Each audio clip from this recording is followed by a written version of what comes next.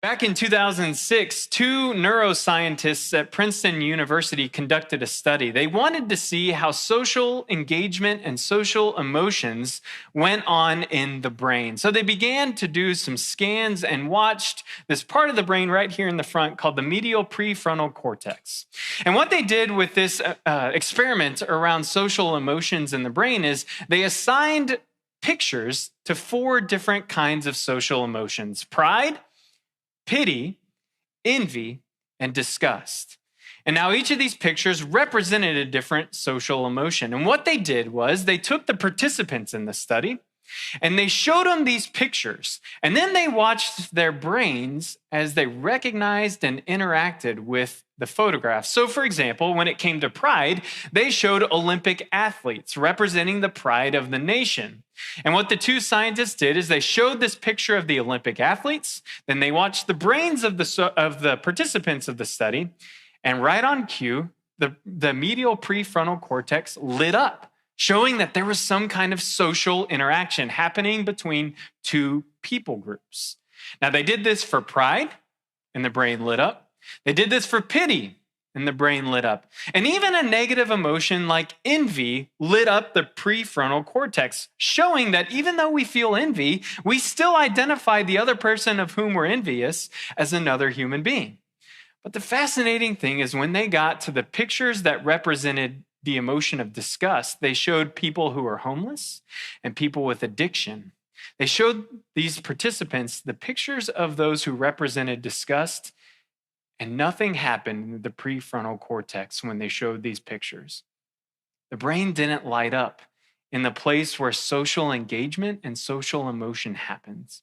And so these two Princeton neuroscientists they concluded from their findings that when we feel disgust towards another person, our brain doesn't actually register them as a human being, as another person with whom we're interacting. There's something else, something less, because on a neurological level, our brains are not registering them like we would with other individuals with whom we engage. Now, this is fascinating to me as we come to the conclusion of the book of Ruth. We've been going through this book the past 4 weeks. We're in our 5th week now, reading every single word of Ruth here in this worship space. And one of the things I think Ruth has done with us is take us on this journey from disgust to a new emotion. Right? If you remember way back 5 weeks ago when we opened up Ruth and we got to Ruth chapter 1, verse 1, we read about this family from Bethlehem who flees to the unexpected, unwelcoming place of Moab. And they go to Moab escaping a famine, and they reside there for 10 years. And while there, this family experiences loss on a colossal level. You heard those names listed in chapter 4. Elimelech, the patriarch dies. And then his two sons, Naomi's sons, Machlon and Kilion, also die, leaving Naomi as a widow without any stability in her life, and these two daughters-in-law who are from Moab. So they return to Bethlehem, if you recall. And one of the ways that Ruth, the one who makes it all the way back to Bethlehem with Naomi, one of the ways that Ruth is referred to as the Moabite woman from the country of Moab, emphasizing her otherness. And we talked about how Moab is this deeply ingrained enemy and opponent of the people of God at this time. And so when Ruth comes back, she comes back with one who has been cut off from the community. Naomi has been lost because she has left. And she's done these things where she's left to a land where she's not supposed to go and brought back this Moabite woman with her. And now the surprising claim as we see the story of Ruth unfold is that Ruth, the Moabite woman from Moab, embodies almost perfectly this idea of hesed. Do you remember talking about hesed? It was a quality that's most often assigned to God, a quality that means loving kindness, steadfast and loyal, faithful love, the way that God interacts with God's people in this covenant. And surprisingly, the author of Ruth is making the claim that it's this outsider, this one with whom we should feel disgust, that embodies the hesed, the faithful, loving kindness of our God better than anybody else in the community of Bethlehem. Then we made it to chapter 2. And we learned about liturgies of blessing. We saw the way that people interacted with each other in this town of Bethlehem, where they used words to build up. There was good gossip happening among the people, where they spoke highly and kindly about each other. And Boaz, who is introduced in chapter 2, is chief among those with high character. And Boaz, because of the way he's been shaped by these liturgies of blessing, has eyes to see the other in their midst. He has regard for Ruth. And then we got to chapter 3. You remember this scene, right? The racy, scandalous scene on the threshing floor, where Ruth goes in the middle of the night out of kindness and consideration for her mother-in-law, who's on the point of starvation. And she goes and meets Boaz at the threshing floor, and together they exchange signs of hesed. They look out for each other, risking their own reputations in this tight-knit community for the sake of each other. And now we get to chapter 4. And out of some cunning and guile from Boaz, who strong arms his community, he's able to set up a situation where Naomi and Ruth will be taken care of and find security at long last. But one of the points Ruth is making all the way from chapter 1 to chapter 4 is the one in whom we are often disgusted is the one in whom God delights. That is where we will find the presence of God, is in the other, the one we don't want to look at, the one whom sometimes we can't even see. That is where God will be found, doing amazing, marvelous things, revealing God's hesed in extraordinary ways. Now, sometimes this comes home to us in powerful ways. And I think about my own life and a church I was previously at. And God revealed God's presence in one with whom I should have felt disgust, and a man named Bill. Now, Bill was a refugee from Hurricane Katrina. He was driven here in 2005, and he came to San Antonio, and he took up residence on the church property. Bill was a harsh character. He took some getting used to. Bill battled all kinds of illnesses in his own life, emotional and mental distress, and he would come off as kind of gruff when you first engaged him. And so when I got to this church in July of 2019, one of the first people I met who found me in the parking lot and welcomed me personally was Bill. You see, Bill had nowhere else to go. And so he lived in the parameters of the church property. He lived in the parking lot. And at night, he would watch the building for us. And whoever arrived first at the church that next morning, Bill would give a report and say all the things that had come through the parking lot, not just people, but critters, foxes and cats and raccoons, all kinds of things. He had eyes to see them. And then Bill would go off and do his thing during the day. But when evening would come around during the week and we'd have people come up to the church for different activities, Bill would jump in and start hosting. And he made the church his own building, his own house. And these people who came through the doors were his guests. He'd put on an apron and he'd serve Wednesday night dinner. He would spray down the tables in the middle of the COVID pandemic with Lysol. Whatever it took, Bill was going to make sure that other people felt welcome. Now, you see, people who didn't know Bill would be startled by him. They'd be suspicious of him, and they would avoid him. But after a while, you began to realize that Bill was the one welcoming you into the church, not the other way around. Now, sadly, Bill passed away in the middle of the COVID pandemic in August of 2020. And he didn't have any immediate next of kin around to celebrate his life. So one of the most beautiful moments in my ministry was watching the whole staff of this church put on a memorial service for Bill Koffler.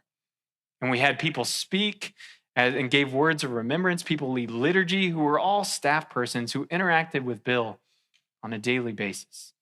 I think back about Bill, and he taught me many things, but he revealed to me something more powerful than I could ever learn from just reading this book by myself. And it's that God shows up in the most surprising people if we have eyes to see. And sometimes we're not even looking for them. God just gets in our face about it.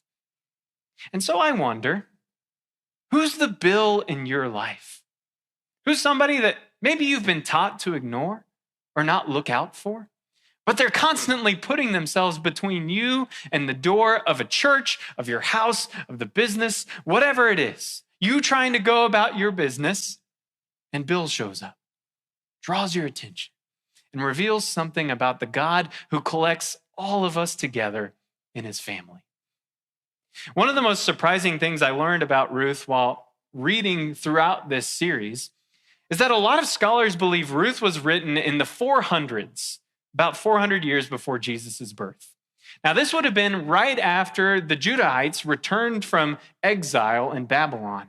And so they would have been coming back to the land that was once theirs, and they would have been resettling. They would have been rebuilding. And we have some books that describe this time in our scriptures. We have the books of Ezra and Nehemiah that talk about the people coming back to their land and rebuilding the temple, rebuilding the city walls, and encountering all kinds of obstacles along the way. And if you've ever read Ezra and Nehemiah, you'll remember that they kind of end on an ominous note. You see, Ezra and Nehemiah both end with this declaration that the people of Israel should separate themselves from the other peoples around them. So if you had married somebody who was not of the same kin, not of this tribe, you were to separate and send the spouse and their children away. It's both in Ezra and Nehemiah, this call to purify themselves. And what's fascinating to me is we get to the book of Ruth, written right around the same time as Ezra and Nehemiah. And do we find a call to separate yourselves from other peoples? Do we find a demand, a declaration that you ought to be apart in order to be pure? No. Ruth, in fact, makes the bold claim that to be the people of God is to welcome those who are not like you.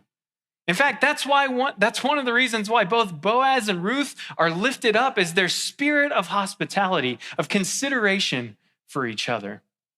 Chris Green, who wrote a book called The Fire in the Cloud, talks about how the righteous, those who are marked as holy in God's story, are considered holy because of their habitual regard and care for those who are outside the covenant.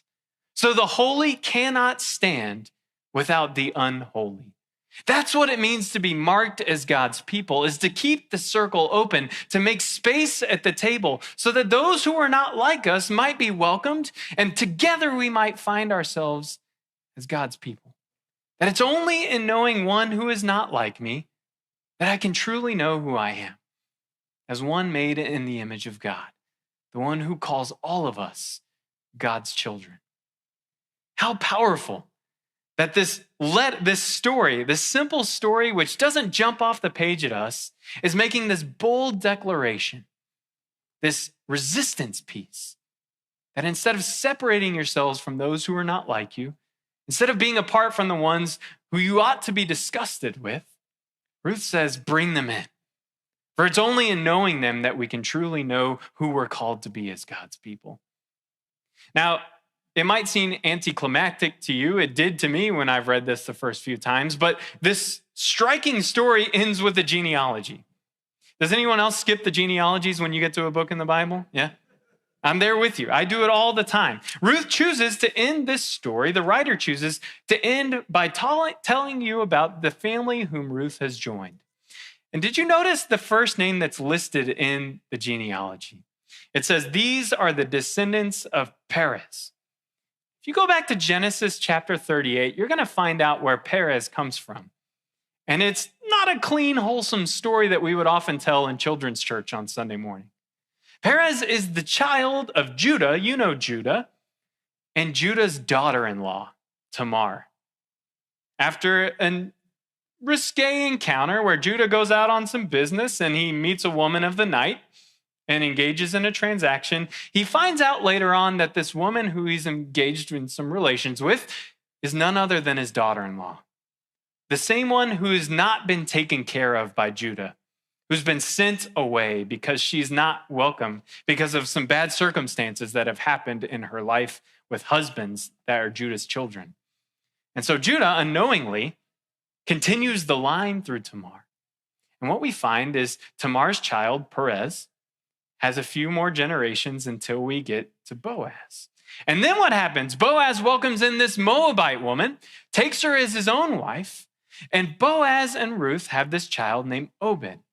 And Obed, of course, is the grandfather of King David, who is like the number one king in the story of God's people. That is the person who we ought to look to. But the scandalous claim is that King David descends from one whom we ought to be disgusted with. Now, brothers and sisters, the church picks up on this story. And if you stick around a few more months, you'll find out when we get to the season of Christmas, we're going to read some more genealogies. And in Matthew chapter 1, we read about 42 generations that lead to Jesus. And among those listed in Jesus' genealogy are people like Tamar, people like Ruth, people like Rahab, you know, the one who let the people into the city, the Israelites into the city of Jericho, and Bathsheba, Uriah's wife. These 4 women whom we ought to be disgusted with because they did things that were scandalous, because they didn't follow the rules. They're the ones whom Matthew's gospel names as those who gave great blessing to the world. I tell you this story because that's what the church ought to look like. We ought to look like God's people celebrated here in Ruth. We ought to be a training ground in the art of resistance where we welcome those instead of excluding them, where we make space for the table instead of closing the door in their face. We ought to have more bills living in our presence, in our midst, even when it challenges us. Because we ought to remember that God is always with us. And in fact, the way that God shows up to be with us is the one in whom we're often overlooking. That is the place where God is working. And in fact, the beauty of the incarnation, which we would celebrate in just a few months' time, is that Jesus shows up in an appearance that's not attractive to us. He's born in Ruth and Boaz's town in a manger, in a cave filled with stinky animals. This one who comes to us as God with us comes in the appearance of the one we ought to be disgusted with. God says that's beautiful. God is teaching us through grace to have eyes to see them and hearts to recognize them and open arms to welcome them.